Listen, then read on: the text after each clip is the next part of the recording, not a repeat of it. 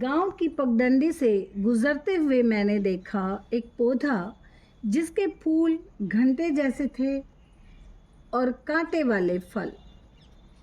गांव के बुजुर्ग ने मुस्कुराकर कहा, बिटिया, ये कोई साधारण पौधा नहीं है, ये भोलेनाथ का प्रिय पौधा है। और बस मैं रुक गई सुनने के लिए उनकी कहानी। और वही कहानी मैं आज अपनी स्टोरी टेलिंग सीरीज़ में आपके साथ शेयर करना चाहती हूँ। मैं इस अपनी स्टोरी टेलिंग जो सीरीज़ है इसमें ये नहीं बताने वाली ये पौधा कैसे लगेगा, क्योंकि ये आपको रोड साइड कहीं भी उगा हुआ मिल जाता है। तो मैं सिर्फ इसकी कहानी बताऊंगी कि इस पौधे की क्या कहानी है। मैं अपनी कहानी आपके साथ शेयर कर रही हूँ इस रिक्वेस्ट के साथ कि जैसे हमारे पूर्वजों ने हमें अपना ज्ञान दिया था, उसी तरह हम भी अपने बच्चों को उस अमूल्य ज्ञान से रूबरू करवाएं। ये हमारा फ़र्ज़ बनता है, हमारी ड्यूटी बनती है और हमें इसे बखूबी निभाना चाहिए। परंतु एक समस्या है, आजकल की सोशल मीडिया का ज़माना है। बच्चे कुछ सेकंड की रील तो देख सकते हैं, लेकिन 5 मिनट की कहानी सुनने का टाइम उनके पास नहीं होता।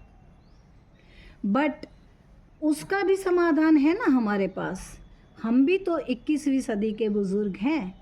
हम उन्हें उसी भाषा में सिखाएंगे जिस भाषा में वो सीखना चाहते हैं। वो रील देखना पसंद करते हैं तो हम भी रील बनाकर ही उन्हें समझाएंगे, सिखाएंगे। बस अपनी ड्यूटी को पूरा करेंगे कि जो ज्ञान हमने अपने बुज़ुर्गों से लिया है वो ज्ञान हम अपने बच्चों को अवश्य देंगे। तो आज हम बात करने वाले हैं धतूरा की। धतूरा एक ऐसा पौधा है जो जहरीला भी है और पवित्र भी। सनातन कथाओं में इसके पीछे छुपा है एक अद्भुत रहस्य। कभी ये था असुरों का हथियार और आज ये है भोलेनाथ का प्रिय प्रसाद।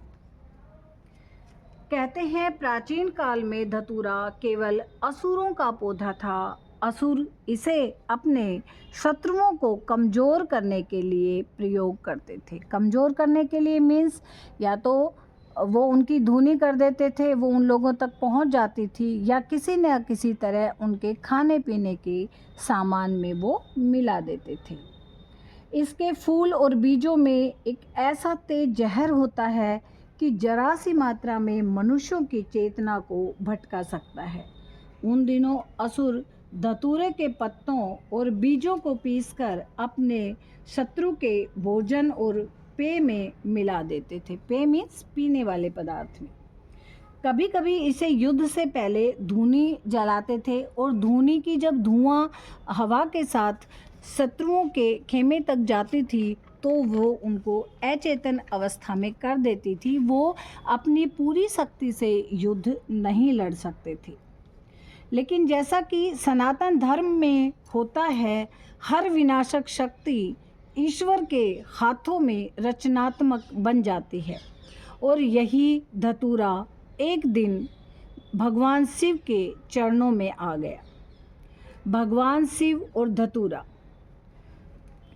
इन दोनों का क्या रिलेशन है, कैसे और क्यों हम इन्हें भगवान शिव के चरणों में अर्पित करते हैं। समुद्र मंथन का समय था। देवता और असुर मंदराचल पर्वत को मथनी बनाकर वासुकी नाग की रस्सी से सागर मंथन कर रहे थे। अचानक समुद्र से निकला हलाहल विष, इतना घातक कि उसकी भाप से ही तीनों लोग जलने लगे थे। न देवता इसे संभाल पाए और न असुर। तभी सभी ने शरण ली भगवान शिव की। भोलेनाथ ने बिना देर के संपूर्ण विष को, जहर को अपने कंठ में धारण कर लिया। उनका गला नीला पड़ गया और वो बन गए नीलकंठ। लेकिन उस विष का ताप तेज मैं कहूँ या जहर इतना तेज था कि उनके कंठ को जलाता रहा। अब देवताओं ने उन्हें ठंडक देने के लिए गंगा जल, बिल्व पत्र, बेलपत्र भी जिसे हम कहते हैं, और शीतल पुष्प अर्पित किए। इन्हीं अर्पणों में था धतूरा, क्योंकि धतूरे में एक प्राकृतिक विष होता है। तो धतूरे का जो प्राकृतिक विष है उस हलाहल के प्रभाव को संतुलित करने लगा। एक जहरीला पौधा भगवान शिव के लिए औषधि बन गया। जो पौधा असुरों के हाथ में विनाश था, वही शिव के हाथ में रक्षा का प्रतीक बन गया।